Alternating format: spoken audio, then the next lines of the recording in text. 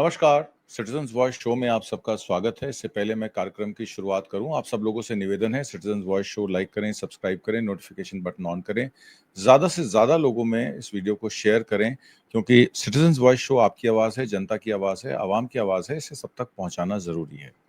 आज हमारे साथ गिरीश जोशी जी, सीनियर जर्नलिस्ट, जुड़े हुए हैं। बहुत बहुत स्वागत है गिरीश जोशी जी आपका। धन्यवाद। और अफ्रीका में जिंक का युद्ध और उससे पहले जिंक की इतनी मारामारी क्यों है, इस पर आज हम डिस्कस करेंगे। जिंक के बारे में कहा जाता है कि fourth most used metal globally after iron, aluminium and copper. 100% recyclable है। 30% प्रोडक्शन का ऑलरेडी रिसाइकल मटेरियल से यूज होता है। क्लीन एनर्जी के लिए यूज होता है, बैटरी बनाने के लिए यूज होता है। अब तो जिंक पॉलीमर बैटरीज और zinc magnesium batteries EV vehicles में भी अब यूज हो रहे हैं, क्योंकि लिथियम आयन की कमी के चलते, उसके प्राइस के चलते $2500 पर टन का इंटरनेशनल प्राइस है जिंक का। और इसमें सबसे बड़ी खूबी है कि इसमें जंग नहीं लगता और स्टील के साथ इसको गैल्वेनाइज करके wind mills, solar mills, EVs में यूज किया जाता है। गिरीश जोशी जी, ज्यादा विस्तार से आप ही बता सकते हैं कि कोरोजन प्रोटेक्शन के अलावा जिंक के और क्या क्या फायदे हैं, बैटरीज बनाने से लेकर ईवी मोटर्स को पावर करने तक, कहां तक ये जिंक कारगर साबित होता है, इसके बारे में जरा जानकारी दें। जिंक का इंपॉर्टेंस जो है वो आप मेडिकल जर्नल्स में रेफर करें तो आपको समझ में आएगा कि जिंक इज सो इम्पोर्टेंट सिर्फ इंजीनियरिंग वर्क्स के लिए नहीं, इवन योर बॉडी।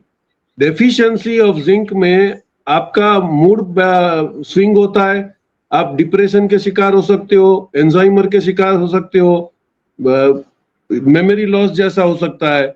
तो जिंक का जो इंपॉर्टेंस था, ये अगर हम अपने कल्चर से उसको ऐड करें तो एल्यूमिनियम और स्टील के आविष्कार के पहले हम लोग तो ब्रास के ही बर्तन यूज करते थे, और ये शायद 2500-3000 हजार पुरानी जो संस्कृतियां निकलती हैं उसमें भी आपको ये ब्रास के और कॉपर के इसके मिलते। तो पीतल के बर्तन जो हमारे घर में एक शान की तरह माना जाता था, एडवांटेज होता था। दूसरे जितने भी एलिमेंट्स है बॉडी में, they have got a storage capacity. आपका फैट्स है या आपका पोटेशियम है, सोडियम है। जिंक एक ऐसी चीज है जो स्टोर नहीं हो सकती है, तो उसके लिए उसको डेली कंजम्पशन में आप कैसे इस्तेमाल करोगे, तो हमारे पूर्वजों ने उसके लिए रास्ता ढूंढा कि भाई आप पीतल के बर्तन यूज करो। अब brass is basically an alloy of copper and zinc, तो कॉपर और जिंक दोनों बॉडी के अंदर होने से, और उसमें एक एडिशन हम करते थे कि उसको लेड से हम लोग पॉलिश करवा करते हैं। शायद अभी के जनरेशन को नहीं पता होगा, वो कलई बोलते थे उसको, कलई किया करते थे, वो एकदम शाइन हो जाता था। कलई वाज बेसिकली, अगर किसी आयुर्वेदिक एक्सपर्ट से आप बात करेंगे तो बताएगा कि वो that portion of Kallai, lead, वो आपकी बॉडी को एंटी पॉइजन के सामने इम्यून करता था।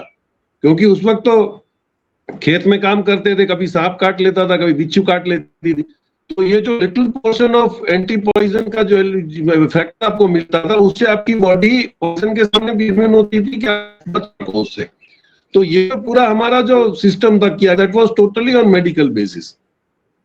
तो अभी आप देखिए कि जिंक का इंपॉर्टेंस में देखिए तो सबसे ज्यादा दो इंपॉर्टेंस जो भी बढ़ रहे हैं, रेयर अर्थ मटेरियल को छोड़ दो तो कोबाल्ट और जिंक, ये दोनों की डिमांड बहुत ज्यादा बढ़ती चली जा रही है, almost about 2 to 3% per annum. अब इसमें देखिए तो ऑस्ट्रेलिया के पास 29% का रिजर्व है, चाइना के पास 20% है, Russia, Peru, Mexico, India, USA, इन सबके पास है। लेकिन वो 70% के सामने अफ्रीकन कॉन्टिनेंट में टोटल मिलकर 30% का रिजर्व उनके पास है।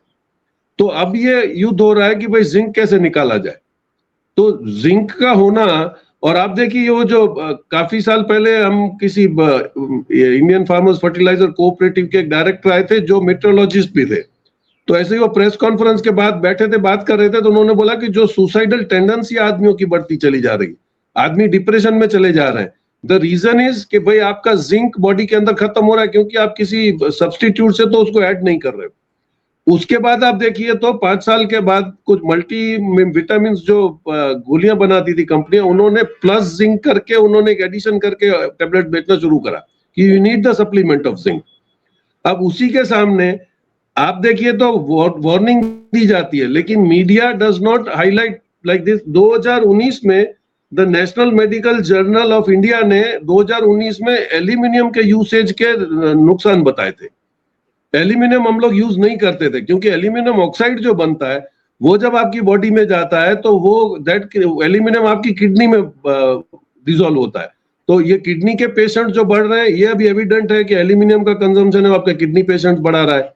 एल्यूमिनियम क्योंकि सस्ता है, उसका gas consumption, power consumption, energy consumption कम होता है, तो उसको हमने प्रमोट करा।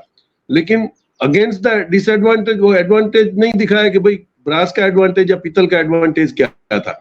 तो अभी इसको आप देखने जाइएगा तो ये कब से ये मैटर हाईलाइट होने लग गई कि 2024 और 2025 में इवन एक मेडिकल रिसर्च पेपर इश्यू हुआ था, डॉक्टर शर्मा ने किया था, which has in collaboration with some US agencies also.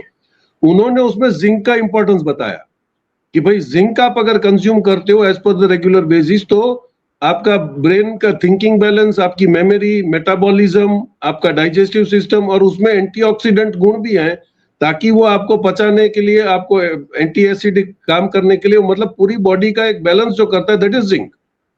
तो ये इंपॉर्टेंस अब समझ में आ गया है। अब दिक्कत क्या है कि अमेरिका को ये लगने लगा है कि भाई इसमें से ऑस्ट्रेलिया को अगर छोड़ दो तो China, Russia, Peru, Mexico, India, ये तो शायद आपका अगर जिंक रोक लेते हैं तो आप क्या करोगे। अब इसमें देखिए, जो पुराने लोग हैं उनको पता होगा कि जिंक से भी और एक ब्रास के बर्तन के अलावा एक कांसा, कांसे के बर्तन के अंदर वो ऐसा माना जाता था कि जिस घर में कांसे का बर्तन होता है वो लखातपति उस वक्त में माना जाता था। Only rich people used to have that, क्योंकि उसके अंदर कॉपर, जिंक, एल्यूमिनियम, टिन के साथ इन्होंने मैंगनीज भी उसमें ऐड होता था, फास्फोरस भी ऐड होता था, और उसके और ज्यादा एडवांटेजेस होते थे कि वो भी आपकी इम्यून सिस्टम बूस्ट करते थे। तो कांसा, पीतल, ये जो पूरा जो सिस्टम था, अब वो धीरे से आ रहा है। अभी आपको अमेज़न भी बढ़ चढ़ के आपको बोलता है कॉपर में आप पानी पीजिए, कॉपर का जग लीजिए, कॉपर के बर्तन लीजिए। तो ये सिस्टम जो भी वापस आ रहा है, तो फ्यूचर में जिंक की डिमांड मल्टीफोल्ड बढ़ती चली जाएगी। तो ये जो हम डिस्कस कर रहे हैं कि अभी ये अफ्रीका में जो डिस्टर्बेंस हो रहा है, अफ्रीका तो कभी स्टेबल था ही नहीं, लेकिन सडनली कुछ कंट्रीज के अंदर अगर आप देखेंगे तो सडनली कैसे एक रिफ्ट आता है और कैसे वो डिस्टर्बेंस शुरू होता है। उसमें maximum countries who have zinc deposits are South Africa, Namibia, Morocco, Nigeria, Democratic Republic of Congo, Zambia, Burkina Faso, Eritrea और सम पार्ट ऑफ अफगानिस्तान। ये सारे के सारे कंट्रीज आप देख लो, दे ऑल बीन डिस्टर्ब इसलिए कि रेयर अर्थ मटेरियल पे इन लोगों को कैसे कब्जा लेना है, इसी का ये पूरा चक्कर है। जी बिल्कुल, आपने जो विस्तार से उनकी यूसेज के बारे में बताया, होम यूसेज और कमर्शियल यूसेज के बारे में, उसमें 2-3 बातें मैं और जोड़ देता हूं। Global wind capacity is projected to grow at 8% annually through 2026, driving zinc use in offshore projects from 24,000 tons in 2020 to 62,000 tons in 2030. Solar panels की बात करें तो एक 100 मेगावाट का सोलर फार्म 1,10,000 घरों को जो है वो पावर दे सकता है, जिसको 240 टन जिंक की जरूरत होती है to protect mounting frames and racking system from corrosion and salt and oxygen. और ये कहा जाता है कि जिंक की रिक्वायरमेंट सोलर पैनल्स में भी 1,36,000 टन बाय 2030 हो जाएगी, जो अभी 2020 में 14,000 टन थी। तो इसका जो फॉर्मेट है वो, क्योंकि ऑक्सीजन, मॉइस्चर और ऑक्साइड लेयर फॉर्म कर देता है, तो वो कोरोजन से रोकता है, और सोलर पैनल्स और सोलर फार्म्स को जरूरत होती है कि एंटीऑक्सीडेंट चीजें हों। ये ना सिर्फ CO2 जो स्टील प्रोडक्शन में जो CO2 एमिट होती है उसको कट करता है, बट ये जियोपॉलिटिकल रिस्क को भी, स्कैर्सियर मिनरल्स के लिए कम करता है। अब तो बैटरीज भी इसमें बनने शुरू हो गई हैं। स्टोरेज के मैंने आपको बताया जिंक आयन बैटरी से शुरुआत हुई, जो वाटर बेस्ड इलेक्ट्रोलाइट से बनती थी। अब कहा जाता है कि पॉलीमर जिंक आयन बैटरीज के बाद अब zinc air and zinc magnesium batteries भी आ गई हैं। जो जिंक एयर बैटरीज हैं वो रिचार्जेबल बैटरीज हैं, और वो विंड सोलर एनर्जी की जो टेक्नोलॉजी है उसमें एनर्जी सोर्सेस को जो बांधने के लिए या उनको एनर्जी को कंजर्व करने के लिए वो बैटरीज जो है वो बहुत काम आती हैं। मैग्नीशियम जिंक वेरिएंट्स जो है नॉन फ्लेमेबल होती हैं, रिसाइक्लेबल होती हैं, और लॉन्ग ड्यूरेशन स्टोरेज के काम आती हैं माइक्रोग्रिड्स में, स्पेशली ईवी व्हीकल्स में भी इसका यूसेज है।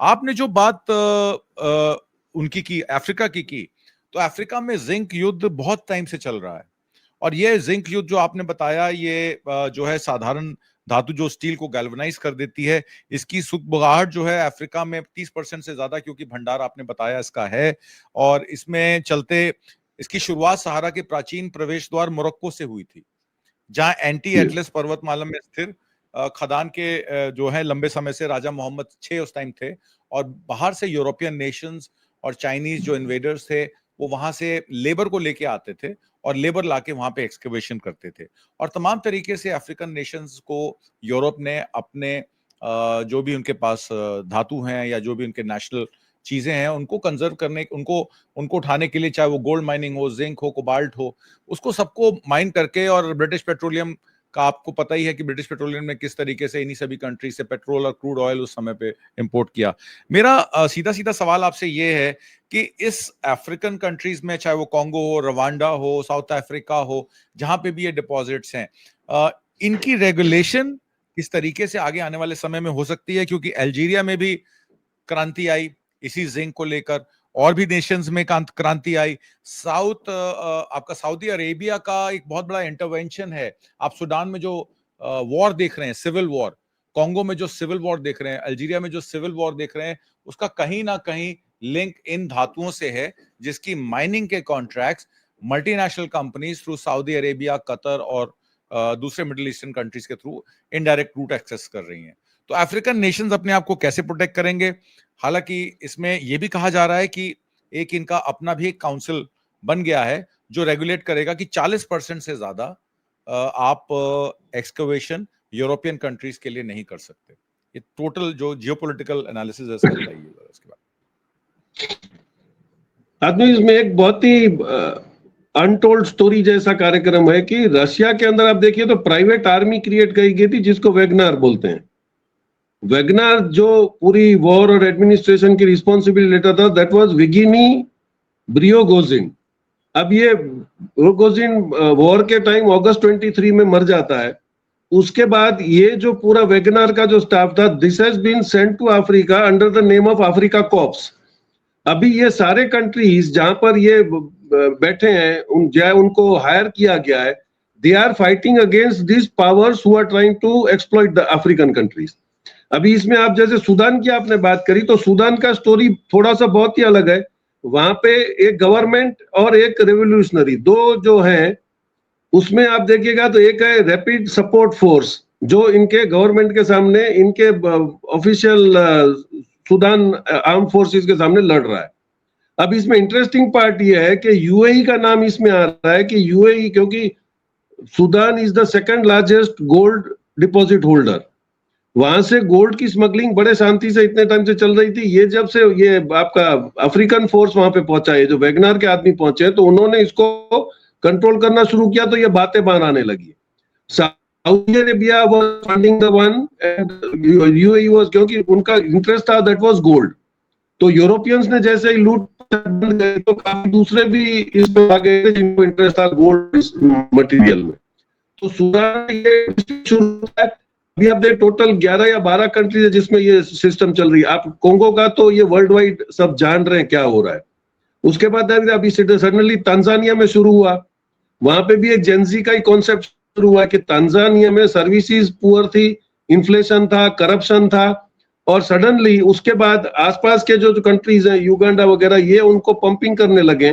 तो अफ्रीका के अंदर बहुत फास्ट रिफॉर्म्स हो रहे हैं, लेकिन उसका सबका कारण एक ही है कि मिस एडमिनिस्ट्रेशन, करप्शन, सर्विसेज का नहीं होना। तो ये जो आप देखिए उसमें कंट्रीज अगर आप लिस्ट कर दें तो सूडान के अलावा Tanzania, Mozambique, South Africa, Burkina Faso, Mali, Somalia, Cameroon, Angola, Madagascar और नाइजीरिया, ये सारे के सारे वो कंट्रीज है जिनके रिजर्व्स बहुत ज्यादा हैं और they are now being disturb. लेकिन सिचुएशन बदल चुकी है क्योंकि now even the Russia and Chinese are backing up them, और चाइना का इन्वेस्टमेंट बहुत ज्यादा है बीआरआई के चक्कर में।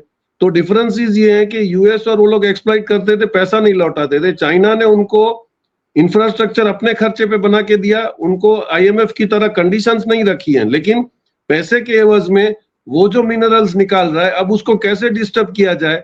तो I think now it is not the war between African and the European, it will now be directly between China, Russia and the western countries. तो ये कहीं और अलग जाके ही बैठेगा। लेकिन अभी जैसे साहेल बना दिया में, माली में और नाइजीरिया, इन्होंने अपना बॉर्डर्स खोल के कॉमन करेंसी करने की कोशिश करी है और उन्होंने ये कर दिया है कि भाई ऐसे रूलर्स को हटाओ जो फॉरेन कॉलोनी के एजेंट्स हैं। तो ये जो पूरा मूवमेंट हो रहा है ये ट्रांजिट में है, उसके बाद अगर सेटल हो जाता है, क्योंकि नाउ दे हैव अंडरस्टूड, कल बुर्किना फासो में और चिली नाइजीरिया में भी इन्होंने कंडीशन करा कि आपको यहाँ काम करने की छूट है, लेकिन आपको यहाँ पे ऑफिस खोलनी पड़ेगी, यहाँ पे आपको अकाउंट्स देना पड़ेगा और यहाँ पे आपको टैक्स देना पड़ेगा। So now they are coming on the terms कि आप पहले जो करते थे वो अब नहीं चलेगा। तो I think these all countries are now into a transit position जहां पे, लेकिन एक बार सेटल हो जाता है तो ये करना ही पड़ेगा, क्योंकि जितने भी रेयर अर्थ मटेरियल्स इनके पास हैं वो शायद और दुनिया में किसी के पास नहीं है। और फिर वही होगा कि अगर यूरोपियन कंट्रीज को रिफाइन करने से जो 95% मोनोपोली जो मना कर देता है, तो अफ्रीका के थ्रू ही उनको रूट करना पड़ेगा। तो अभी ये जो पूरा पोजीशन था जियोपॉलिटिकल वो रिवर्स हो रहा है। तो I think that is an advantage Africa. अभी ट्रांजिट में ये अभी भी कोशिश कर रहे हैं कि वहां पे कोई डिस्टर्बेंस हो और कोई पिट्ठू वहां पे गवर्नमेंट बैठ जाए। तो अभी जैसे हमारे एनएसए ने कमेंट किया था कि भाई जेंसी पैदा होता है वो डीप स्टेट की वजह से नहीं, लेकिन इस एडमिनिस्ट्रेशन की वजह से। यही पोजीशन अफ्रीका में अब आपको सामने आके दिख रही है। जी, इसमें जो जिंक वॉर में आपने बात की, these wars are fuelled by foreign proxies, corporate espionage operations and desperate leaders जो क्लिंग पावर को करना चाहते हैं, इलेक्शंस नहीं कराना चाहते और वहां पे एक अनडिस्प्यूटेड लीडरशिप बनी हुई है और वो यूरोपियन यूनियन और इन्हीं फॉरेन पावर्स की वजह से ही वहां एग्जिस्ट करते हैं। ट्यूनीशिया में तो यहाँ तक के था कि इस्लामिस्ट जो वहां की मिलिशिया थी वो वहां के जो इन्वेस्टर्स के थ्रू एक तरीके से वहां के ट्रक्स को हाईजैक कर देती थी और खलीफेट टैक्स लगाती थी, खलीफा का टैक्स लगता था उन कंट्रीज में। और उस समय के प्रेसिडेंट ने उस रिजीम को क्रैक डाउन करने की कोशिश की। रिजीम आफ्टर रिजीम, आम आदमी मरता है पर बिजनेसेस वैसे ही चलते हैं। अल्जीरिया की आपने बात की, अल्जीरिया में भी फ्लैश पॉइंट जो था, हिराक मूवमेंट रिसर्जेंस हुई वहां पर और जिसकी वजह से ये सारी चीजें हुई। यूएन ने कंडेमिनेशन भी की है और सहारा से लेके डेजर्ट से लेके नामीबिया तक स्कॉर्पियन माइन का अगर आपको याद हो, वेदांता रिसोर्सेज वहां पे एक्सपेंशन कर रहा था और उसको भी वहां अपनी माइंस को बंद करना पड़ा था क्योंकि वहां पे लोगों ने ये कहा था कि जिस तरीके की आप माइनिंग कर रहे हैं, यहाँ के सैंड ड्यून्स भी जो हैं उनको भी खतरा बन रहा है। तो नेचुरल रिसोर्सेज या को आप यूज तो कर रहे हैं पर उसको आप बैलेंस आउट कैसे करेंगे वहां के नेचर को। जैसे कि आपने बोला कि बहुत सारे धातुओं में खाना खाना या उनको इस्तेमाल करना रोजमर्रा की जिंदगी में उतना ही जरूरी है जितना आपके अर्थ के क्रस्ट को भी मैनेज करना। आप इतनी वहां पे खुदाई ना कर दें कि आपके वहां के जो वहां का जो वेदर है, वहां के जो लोग हैं, वहां की जो एनवायरनमेंट है, इकोलॉजी है, क्योंकि वो फ्रेजाइल होती है, उसको डिस्ट्रॉय हो। साउथ अफ्रीका में भी इसी तरीके से ब्लैक माउंटेन माइन जो थी नॉर्दर्न केप, वो एक पाउडर केक बन गई। एएनसी फैक्शंस उसमें भी स्प्लिटर हो गए और जुलू नेशनलिस्ट जो थे उन्होंने एंग्लो अमेरिकन ऑफिसेज में जोहान्सबर्ग में आग लगा दी थी। तो ये आग तो साउथ अफ्रीका में भी लगी थी जुलू के समय में। तो उसके बाद जब जमीबियन वर्कर्स वहां मरना शुरू हुए तो प्रेसिडेंट रामाफोसा ने वहां पे इन्वोक किया था एपिहार्ड, जिसमें उन्होंने केओस को खत्म करने की पूरी कोशिश की। तो जिंक शिपमेंट्स भी उस समय पे रुक गई थी। तो ये बहुत सारी चीजें हैं। वहां के जो रूलर्स होते हैं वो फॉरेन कंपनीज के साथ, मल्टीनेशनल्स के साथ, अब तो middle east, Saudi Arabia direct, जैसे कि आपने बताया कि वहां पर सिविल वॉर करा के अपना उल्लू सीधा कर रहा है, वो लॉन्ग स्टैंडिंग नहीं है। लॉन्ग स्टैंडिंग तो यह है कि वहां की जो एथनिक कम्युनिटीज हैं और जो वहां की इकोलॉजी है उसको साथ में रखकर अगर आप चलें तो अर्थ के पास या आपके हमारी जो अर्थ क्रस्ट है उसमें बहुत कुछ देने को है। पर हमारा जो लालच है वो हमें कहीं ना कहीं उन चीजों को जो है वो सर्वप्रिय हो जाता है और फिर हम उसकी इकोलॉजी, उनकी इन्वायरमेंट और वहां के लोगों के लिए एक डेथ नेल साबित होते हैं। आपको लगता है आने वाले समय में जो इन्होंने एक फोरम बनाया है जिसमें 40% जिंक एक्सट्रैक्शन का ही प्रावधान यूरोपियन यूनियन के लिए और बाकी कंट्रीज के लिए रखा है और 60% डोमेस्टिक यूज के लिए रखा है, ये आने वाले समय में कामयाब हो जाएगा? और कुछ फॉरेन पावर्स जिनका इंटरेस्ट, आज की डेट में तो रेयर अर्थ पे इतनी लड़ाई चल रही है कि चाइना और अमेरिका के डिफेंस मिनिस्टर भी मिलके एक तरीके से संधि कर रहे हैं। तो ये आपको क्या लगता है आने वाले समय में इसका कोई रेगुलेटरी बॉडी बनेगी जो इसको रेगुलेट करेगी या जैसा चल रहा है वैसे ही चलता रहेगा? आखिरी टिप्पणी। नहीं, आदमी देखिए, कोई भी रिफाइनिंग प्रोसेस जो है, रेयर अर्थ एलिमेंट्स और रेयर अर्थ मैग्नेट्स, वो मैग्नेट बनाने और एलिमेंट्स के बीच में 10 से 15 साल का प्रोसेस लगता है। तो अभी जो ये चल रहा है, ये अलर्टनेस तो आई है, लेकिन जब तक दूसरे कंट्रीज अपना प्रोसेसिंग को एक्टिविटीज को आगे नहीं करेंगे, तब तक ये 15-20 साल तो आपको चाइनीज की मोनोपोली को बेयर करना ही करना है। अब ये दूसरे कितने उसमें एक्टिव होते हैं, कितने लोग उसके अंदर प्रोसेस में आगे बढ़ के कुछ अपना करना चाहते हैं, क्योंकि एक economical weak country will not be able to afford R&D on that. आज हम लोग भी जैसे ONGC वगैरह कंपनीज थी, तो वो ऑयल रिग्स ढूंढ पाती थी क्योंकि उनको प्रॉफिट एंड लॉस का अरेंजमेंट नहीं था। लेकिन वो जब ढूंढ के प्राइवेट कंपनियों को लीक कर रहे थे इंफॉर्मेशन, और प्राइवेट कंपनी रातों रात आके ड्रिल करके कमा रही थी, तो जब तक ये नेक्सस नहीं तोड़ा जाएगा, आपको चाइना प्रोग्रेसिव दिख रहा है हमारे साथ ही वो इकोनॉमी रिफॉर्म्स के बाद। द रीजन इज कि as a private you are allowed to work, लेकिन अल्टीमेट उसके ऊपर गवर्नमेंट का कंट्रोल तो होगा ही। लेकिन यहाँ पे तो गवर्नमेंट का कंट्रोल ही आपने छोड़ दिया। आज भी आप देखिए कि गवर्नमेंट कंपनी अगर कुछ कर रही होगी तो उसका एक गाइडलाइंस होगा, एक स्टैंडर्ड ऑपरेशन प्रोसीजर्स जो होगा, तो उसमें अगर आपको डिस्प्लेसमेंट करना है तो आपको पहले उनके घर के अरेंजमेंट करने, उनको कन्वीनियंट जगह देनी, उसके बाद वो जगह ले लेनी है। There would not have been any objection. आप समझ लीजिए कि टाटा नगर जो झारखंड में बनाया गया टाटा के साथ, उस टाइम पे वहां पे तो नक्सली एक्टिविटीज होती थी, लेकिन बिकॉज उन्होंने बाद में वहां जमशेदपुर में जाके जो पूरा स्टील प्लांट खड़ा किया, तो क्या उनको ये नहीं नड़ा होगा? लेकिन क्योंकि हम लोग फ्री में जमीनें लेना चाहते हैं, हम अपने मित्रों को देना चाहते हैं और वहां पे उनका हक नहीं देना चाहते हैं, यहाँ से नक्सलवाद पैदा होता है। और नक्सलवाद का भी न्यू फॉर्म जो है दैट इज जेन जी। तो आप अपना कमाइए खाइए, लेकिन ये रिस्पॉन्सिबिलिटी कॉर्पोरेट्स पे रखनी पड़ेगी कि भाई आप लोगों की उनकी बेसिक जो जिम्मेदारियां वो आपको निभानी पड़ेगी और उनको देना पड़ेगा। I think unless that comes into reform, और अफ्रीका ही शायद इसको ये इनिशिएट करेगा कि you have to come to that model कि अल्टीमेटली फाइनेंस जो है वो गवर्नमेंट के हाथ में रहेगा और उनको डिस्ट्रीब्यूट करने की रिस्पॉन्सिबिलिटी गवर्नमेंट की होगी, न कि करोड़पति होता जाएगा और गरीब आदमी है वो लाचारी से भुगतता रहेगा। उसका आप सोशल रिस्पॉन्सिबिलिटी ये बताओगे कि हम 80 करोड़ को अनाज दे देंगे, this is not a welfare state. तो वेलफेयर स्टेट अगर आपको होना है तो करोड़पति कमाएंगे, आपको देंगे और आपको उसको इक्वल डिस्ट्रीब्यूशन करना पड़ेगा। This is the basic theory of a democracy that we understand. जी, जैसे कि कोल्ड वॉर एरा के time crude oil was the basic requirement to fuel any development and every development and cars factories, तो उस वजह से middle eastern countries को petrodollar के थ्रू वित्त पोषित किया गया। अब शायद जिंक एक ऐसा और है जो अभी तक इंतजार कर रहा था। अफ्रीका ने अपनी डोमिनेंस छोड़ी नहीं है, तो माना जा सकता है कि zinc will be the next force which Africa will claim on the world, because अब time for Africa has come. Girish Joshi ji, आज की परिचर्चा में भाग लेने के लिए और बहुत सारी महत्वपूर्ण जानकारियां देने के लिए आपका बहुत बहुत धन्यवाद। नमस्कार। Thank you sir. Thank you very much.